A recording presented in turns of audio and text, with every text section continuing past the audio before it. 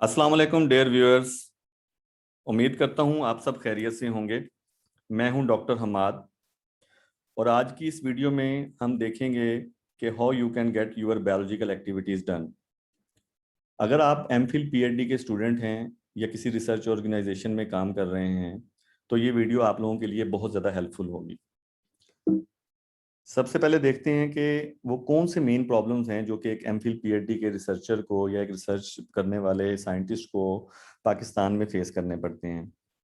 सबसे पहला इशू जो आ जाता है वो है फाइनेंशियल रिस्ट्रेंस, क्योंकि फंडिंग के इश्यूज बहुत ज़्यादा होते हैं, रिसर्च लैब्स के इश्यूज बहुत ज़्यादा होते हैं।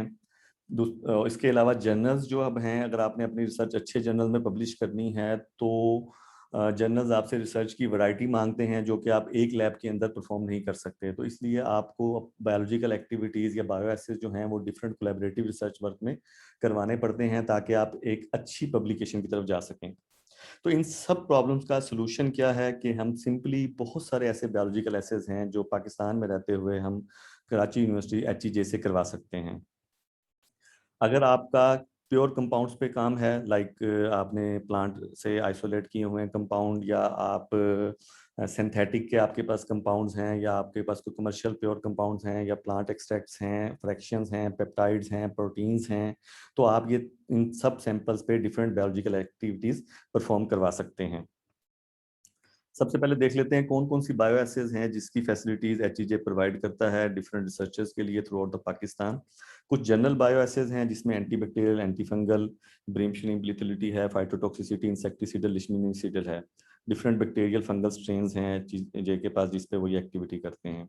इन सब एसेज के लिए आपको 10 मिलीग्राम आपका सैंपल रिक्वायर्ड है और इन सब का जो रेट है पब्लिक सेक्टर इंस्टीट्यूट से अगर आप अप्लाई करते हैं, लाइक आप अगर गवर्नमेंट इंस्टीट्यूट में मुलाजिम हैं या किसी गवर्नमेंट कॉलेज में आप पढ़ते हैं उस वहाँ से आप ये सैंपल एक्टिविटी करवाना चाहते हैं तो आपको 600 देना पड़ेगा। अगर आप किसी प्राइवेट इंस्टीट्यूट से या इंडिविजुअली अप्लाई कर रहे हैं तो आपको डबल पैसे देने पड़ेंगे, यानी कि 1800 हो जाएंगे एंटीबैक्टीरियल एक्टिविटी के लिए। ये रेट है पर सैंपल फॉर पर एक्टिविटी। इसके साथ साथ देखते हैं कुछ इंजाइम इनिबिशन स्टडीज भी एचईजे करके देता है।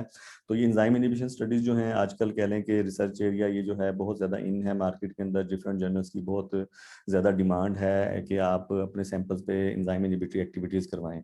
ये तकरीबन 12 इंपॉर्टेंट इंजाइम हैं जिसमें जाए कार्बोनिक हाइड्रेज, यूरिएज है, phosphodiesterase, acetylcholine esterase, butylcholine esterase, xanthine oxidase, alpha glucosidase, lipoxygenase है। ये डिफरेंट इंपॉर्टेंट डिजीज में यूज हो रहे हैं, लाइक एच pylori इन्फेक्शन है, ACH BCH न्यूरोलॉजिकल डिजीज में है, अल्फा ग्लूकोसाइडेज डायबिटीज में, लाइपोक्सिनेज का एंटी इन्फ्लेमेटरी इन्फ्लेमेशन में यूज है। ठीक है, तो ये इन इंपॉर्टेंट एंजाइम्स पे भी आप अपने सैंपल्स पे एक्टिविटी करवा सकते हैं। अगेन इन सब सैंपल्स के लिए जो एसएस का रेट है वो 10 मिली सॉरी क्वांटिटी चाहिए वो आपको 10 मिलीग्राम पर सैंपल चाहिए और जो रेट है वो ये दिया गया हुआ है 600 600 600 900 है फॉस्फोडाइएस्टर एंजाइम के लिए और इसके अलावा अल्फा ग्लूकोसाइडेज के लिए 900 है। अगर आप पब्लिक सेक्टर से अप्लाई कर रहे हैं तो आपको 600 रुपीज़ देने पड़ेंगे, जबकि अगर आप प्राइवेट या इंडिविजुअली अप्लाई कर रहे हैं तो आपको डबल यानी कि 1200 देने होंगे। इसके अलावा डिफरेंट एंटीऑक्सीडेंट एसेज हैं, ये भी जर्नल्स में बहुत ज़्यादा मतलब कह लें कि आप बहुत अच्छी एक्टिविटी है, आप अच्छी पब्लिकेशन में इनको ऐड कर सकते हैं, अपने सैंपल्स पे करवा सकते हैं। 4 तरह से एंटीऑक्सीडेंट एसेज जो है वो चीज़ें परफॉर्म करता है जिसमें DPPH रेडिकल स्कैवेंजिंग है, सुपर ऑक्साइड स्कैवेंजिंग ऐसे, मेटल चिलेशन ऐसे जिसे फेरोसाइन चिलेशन ऐसे भी कहते हैं, और नाइट्रिक ऑक्साइड एनो स्कैवेंजिंग ऐसे भी करके देता है। इसमें भी आपको क्वांटिटी 10 मिलीग्राम चाहिए और डिस्काउंटेड रेट जो पब्लिक सेक्टर यूनिवर्सिटीज़ के लिए है वो 400 है, जबकि अगर आप प्राइवेट या इंडिविजुअली अप्लाई करते हैं तो ये रेट डबल हो जाएगा, 800 हो जाएगा। कुछ मिसलिनियस एसेज हैं जिसमें इम्यूनोमोड्यूलेटरी एसे आ जाता है, साइटोटॉक्सिक एंटी कैंसर एक्टिविटी आ जाती है डिफरेंट सेल लाइंस के ऊपर। एचईजे के पास 4 सेल लाइंस हैं जिसमें BJ 3T3 PC3 और हीला सेल लाइंस हैं। ये बहुत इंपॉर्टेंट एक्टिविटी है और ऐसे समझें कि ये हॉट टॉपिक है एंटी कैंसर। ये आपके पेपर को समझें कि एक अच्छे इम्पैक्ट फैक्टर में पब्लिश करने के लिए एक्टिविटी बहुत ज़्यादा हेल्पफुल हो सकती है। और चूंकि एंटी कैंसर एक्टिविटी करने के लिए हमें BSL प्रॉपर जो है बायोसेफ्टी लैब चाहिए, उसके लिए डिफरेंट जो केमिकल्स हैं उस लैब को स्टेब्लिश करना, उसके प्रोटोकॉल्स हैं, उसको एक डिफ़िकल्ट कह लें कि लैब को बनाना डिफ़िकल्ट है, तो इस वजह से बहुत सारे लोग हैं जो ये एक्टिविटी कर ही नहीं पा रहे होते। तो सिंपली आप एचजीए से अपने सैंपल पर डिफरेंट सेल लाइंस के अगेंस्ट एक्टिविटी करवा सकते हैं। इसके अलावा एंटी ग्लाइकेशन स्टडीज़ हैं, इम्यूनोमोड्यूलेटरी स्टडीज़ हैं, एंटी एडिपोजेनेसिस कह लें एसेस भी आप करवा सकते हैं। ये क्वांटिटी इतनी इतनी चाहिए अगर आपने ये एक्टिविटीज़ करवानी है, और ये डिस्काउंटेड रेट दिया गया हुआ है इन सब एक्टिविटीज़ के लिए। अब आ जाते हैं कि ये देखें तकरीबन 20-22 डिफरेंट एसेस हैं जिसमें से आप चूज़ कर सकते हैं अपने सैंपल पे कि आप क्या करवाना चाहते हैं, और वो आपके लिए बहुत ज़्यादा हेल्पफुल भी हो सकता है। क्या प्रोसीजर है इस सब को करने के लिए? सबसे पहले सैंपल सबमिशन फॉर्म है, ये सिंपल सा एक फॉर्म है, एचजीजे की वेबसाइट पे दिया गया हुआ है। लास्ट में मैं आपको ये वेबसाइट दिखाऊंगा भी सही, और डिस्क्रिप्शन में लिंक भी दे दूंगा इस वेबसाइट का और इस फॉर्म का। तो ये एक सिंपल सा फॉर्म है, इसे आपने फिल करना है।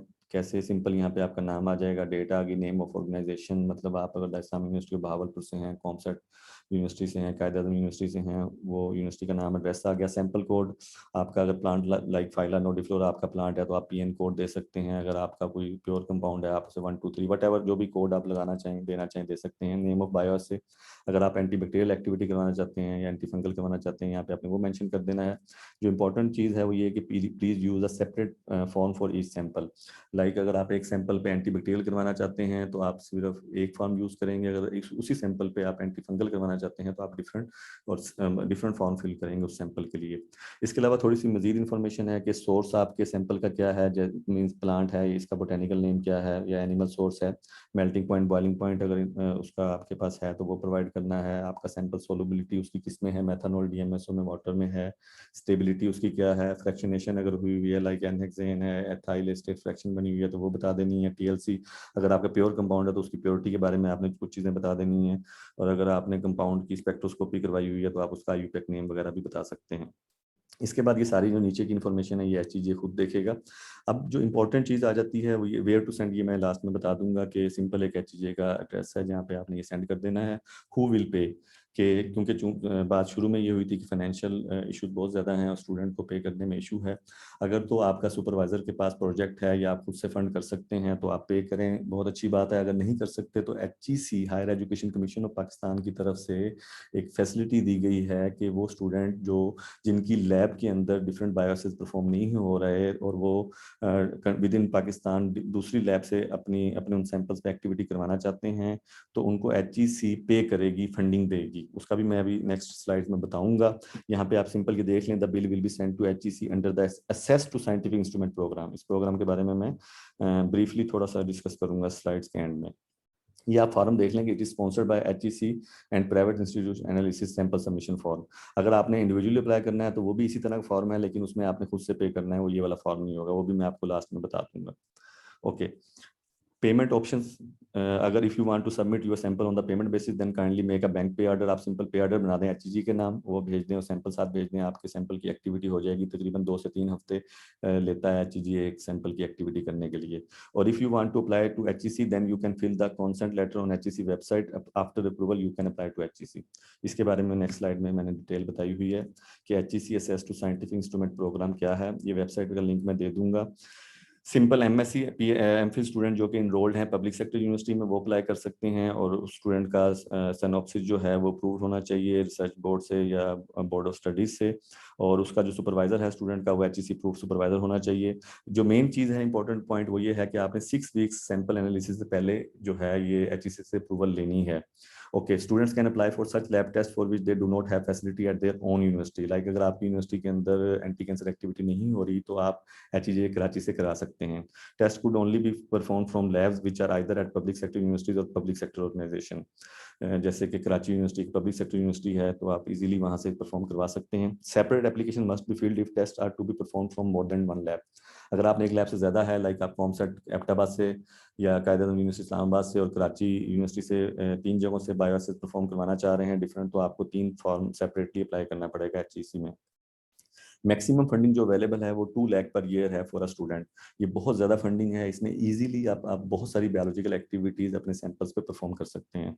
लास्ट में क्या है कि सुपरवाइजर को आपकी एप्लीकेशन इंडोर्स करनी पड़ती है। ये सारा एचईसी से लिए एचईसी की वेबसाइट पे दिया गया हुआ है, इसके बारे में मैं कह लें कि लास्ट में शेयर कर दूंगा इसका डिस्क्रिप्शन भी और वेबसाइट का नाम भी। कंटैक्ट इन्फॉर्मेशन, अगर आप खुद से कोई कंटैक्ट करना चाहते हैं, वहाँ से फर्दर क्लियरेंस लेना चाहते हैं, तो ये सारी की सारी स्लाइड में दिखाया गया हुआ है। ये लैब की इंचार्ज हैं मैडम, और ये कह लें कि फ़ोन नंबर डिफरेंट दिए गए हुए हैं। ये कोऑर्डिनेटर का ईमेल आईडी है, और ये एड्रेस है जहाँ पे आप अपने सैंपल भेजने हैं। तो ये तो सारा कुछ था कि आप किस तरह से अपने सैंपल्स की बायोलॉजिकल एक्टिविटीज़ परफॉर्म करवा सकते हैं। अब क्वेश्चन ये है कि ये सब करवाने का आपको मेन फ़ायदा क्या होगा। तो देखें, एज ए रिसर्चर मैं ये समझता हूँ कि एक एमफिल पीएचडी का जो रिसर्चर है, उसकी जो कह लें रिसर्च मैटर ये करती है कि वो किस तरह की पब्लिकेशन करता है, मतलब किस रैंक की, किस इम्पैक्ट फैक्टर की पब्लिकेशन की तरफ जाता है। तो ये तमाम के तमाम बायो एसेज आपकी कह लें कि आपको एक अच्छी जर्नल को टारगेट करने के लिए बहुत ज़्यादा हेल्पफुल होंगे। मैं एक फाइटोकेमिस्ट्री में मेरी पीएचडी है, और मैंने बहुत सारे पेपर्स बहुत अच्छे जर्नल्स में इसी तरह की, like antioxidant enzyme inhibition, antibacterial activities, toxicological activities करके पब्लिश किए हैं। एग्जांपल के तौर पे लाइक ये देखिए, मेरा रिसेंट एक paper food and chemical toxicology में पब्लिश हुआ, which is on biochemical and toxicological properties of this plant. आप देख लें कि इसका 6.02 इम्पैक्ट फैक्टर है, और ये Q1 जर्नल है। इसी तरह से मेरा एक पेपर देख लें, journal of pharmaceutical and biomedical analysis में पब्लिश हुआ, which is also Q1 journal with good impact factor. इसमें भी मैंने कह लें कि डिफरेंट जो है ना बायोलॉजिकल एंड केमिकल और टॉक्सिकोलॉजिकल एक्टिविटीज़ देखी हैं। इसी तरह से ये देख लें, इन विट्रो एंजाइम इनहिबिशन मैंने पोटेंशियल प्लांट्स MDPI में मेरा पेपर एक पब्लिश हुआ है। इसी तरह से नेचुरल प्रोडक्ट रिसर्च में, journal of pharmaceutical and biomedical research में industrial crops and products 5.64 impact factor है। इसमें भी डिफरेंट बायोलॉजिकल एक्टिविटीज़ और बायोलॉजिकल एसेस मैंने परफॉर्म करवाए हुए हैं, कुछ खुद से किए हुए हैं। तो ये एग्जांपल देने का मकसद ये था कि आपको एक मोटिवेशन मिले, और आप इन सब एक्टिविटीज़ को परफॉर्म करके कोलैबोरेटिव वर्क करके एक अच्छी पब्लिकेशन की तरफ जा सकें। तो फ्यूचर में मैं कुछ फर्दर वीडियोस बनाऊंगा, जिसमें मैं बताऊंगा details of all these important bio assays, like antibacterial, antifungal है, तो उसको कैसे परफॉर्म आप कर सकते हैं अपनी लैब के अंदर। अगर आप उसे अपनी लैब में उस लैब ऐसे को स्टेब्लिश करना चाहते हैं, तो क्या प्रोसीजर है, किस तरह से, क्या केमिकल्स आपको चाहिए होंगे, क्या इंस्ट्रूमेंट आपको चाहिए होंगे, किस तरह से आप खुद से वो लैब अपनी लैब में स्टेब्लिश कर सकते हैं। अगर आप एक फ्रेश स्टूडेंट हैं, तो आप किस तरह का एक रिसर्च प्रपोजल बना सकते हैं। इसके अलावा आप किस तरह से अच्छे जर्नल्स को टारगेट कर साइंटिफिक जर्नल्स को टारगेट कर सकते हैं, और अच्छे इम्पैक्ट फैक्टर में अपने पेपर्स को पब्लिश कर सकते हैं। साइंटिफिक राइटिंग की स्किल्स के बारे में मैं एक दो वीडियोस भी मैं बनाऊंगा, जो कि बहुत ज़्यादा हेल्पफुल होंगी। और लास्ट में स्कॉलरशिप अपॉर्चुनिटीज़, अगर आप एमफिल में हैं, या अंडर ग्रेड फाइनल ईयर के प्रोजेक्ट में हैं, मास्टर्स के फाइनल ईयर के प्रोजेक्ट्स में हैं, तो इन सब एक्टिविटीज़ के बाद अगर आप एक अच्छे 1 से 2 पब्लिकेशन पब्लिश कर लेते हैं, तो आप यकीन माने कि गारंटीड आपको एक फुली फंडेड एक अच्छे कंट्री में, मतलब पाकिस्तान से बाहर बहुत अच्छी यूनिवर्सिटी में आप एमफिल पीएचडी के लिए आपको स्कॉलरशिप मिल जाता है। तो इसके बाद देखें, मैं आ जाता हूँ लिंक की तरफ। देखें, ये जो HEG की वेबसाइट है कराची यूनिवर्सिटी की, इसका लिंक मैं अपनी वीडियो के डिस्क्रिप्शन में प्रोवाइड कर दूंगा। इसमें देखें sample submission for collaborators and sample submission from HEC analysis and rate list, सब कुछ प्रोवाइड है, आप देख सकते हैं। सारी इन्फॉर्मेशन यहाँ दी गई हुई है। इसी तरह से ये HEC की वेबसाइट पे इसका भी लिंक मैं प्रोवाइड कर दूंगा। ये हायर एजुकेशन कमीशन की तरफ से access to scientific instrument program दिया गया हुआ, जिसमें एलिजिबिलिटी क्राइटेरिया, इंट्रोडक्शन कैसे अप्लाई करना है, क्या टर्म कंडीशन है, रीइंबर्समेंट क्या क्या दी जाएगी, ये सब कुछ आपको ऑलरेडी प्रोवाइड किया गया हुआ है। तो ये सब कुछ था इस वीडियो के बारे में। अगर आपका कोई भी क्वेश्चन है, कोई फर्दर आप इन्फॉर्मेशन लेना चाहते हैं, कोई सजेशन देना चाहते हैं, तो मुझे ज़रूर कमेंट करें और मुझे बताएं जी। बहुत शुक्रिया आपका, दुआओं में याद रखिएगा। अल्लाह हाफिज़।